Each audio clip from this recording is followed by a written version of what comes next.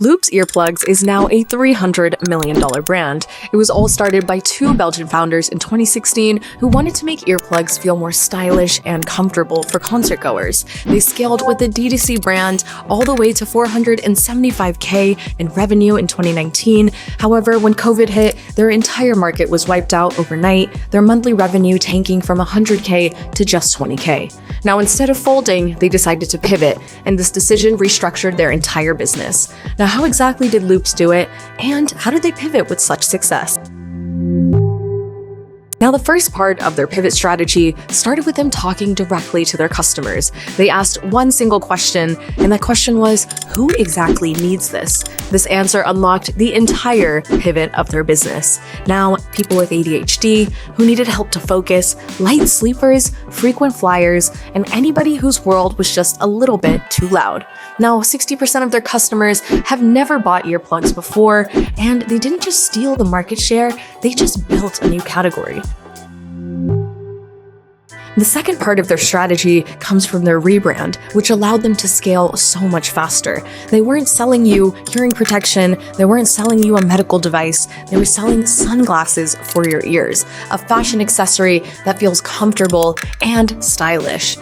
Their shift from functional to aspirational is the reason why they went from 12 million all the way to 126 million euros in a single year. Now, here's where it gets interesting for marketers. You can see on Creatify's platform that they are running over 1,800 plus ads on Meta alone, each with a unique creative direction. Now, that's 1,800 distinct ads, each engineered for a specific persona or product showcase. Now, here's how the breakdown of their ads works. Roughly 60% of those are video ads, and about 40% are static image ads. Their videos carry a lot of their storytelling with persona-driven narratives, UGC-style testimonials, and product showcases.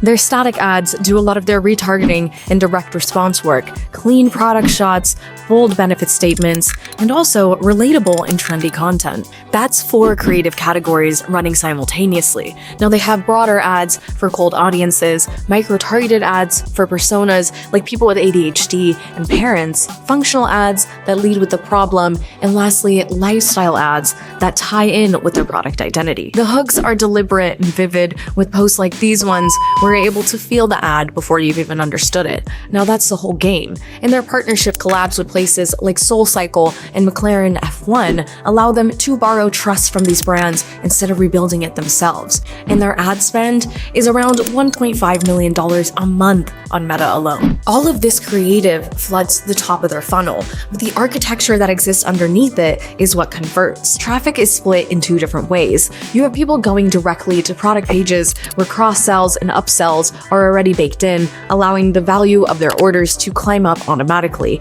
where you also have quizzes, where you take a quick quiz and at the end you get 30% off. Their quiz is doing 3 things at once: capturing first-party data, growing their email list, and also customizing and personalizing the buying journey for someone who self-identifies, whether that means they are a social butterfly, a frequent flyer, or a light sleeper. If someone chooses their persona, they've already identified with it, and they say, "That's me," and their conversion has already happened before they're ever hitting a product page. The brands that study Loop's ad library and understand what's working at this level, from the format ratios, creative rotations, as well as their hooks, can reverse engineer the entire playbook. And tools like Creatify allow you to track competitive advantages, allow you to scale at volume yourself, and also match how they are producing these types of pieces of content. Loops didn't just build a product, they built an entire system. From creative volume, persona architecture, and data capturing, they made their brand feel premium.